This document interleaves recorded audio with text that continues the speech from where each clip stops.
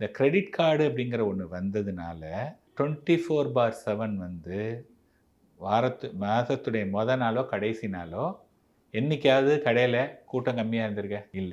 இல்ல சார். ஓகேயா? அதுக்கு மேஜர் அ எதுன்னு பார்த்தீங்கன்னா, கிரெடிட் கார்டு.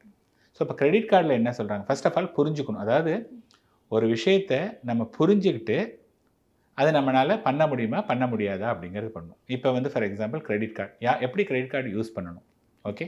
ஃபார் எக்ஸாம்பிள் உங்களுக்கு ஒருத்தர் கிரெடிட் கார்டு குடுத்துருக்கான். கிரெடிட் கார்டு வந்து 5000, 10,000 சம்பாதிக்கிறவங்களுக்கு குடுக்க மாட்டாங்க. மினிமம் ஒரு 20, 25,000 சம்பாதிச்சா தான் மோஸ்ட்லி கிரெடிட் கார்டு குடுப்பாங்க.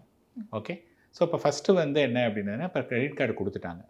ஸோ, கிரெடிட் கார்டு குடுத்தோம் அப்படின்னா, நம்ம நெறைய பேர் என்ன நெனைக்கிறாங்கன்னா, கிரெடிட் கார்டு இருக்குப்பா, அப்ப எது வேணாலும் நம்ம வந்து ஸ்வைப் பண்ணி வாங்கிக்கலாம். வாங்கிக்கலாம்.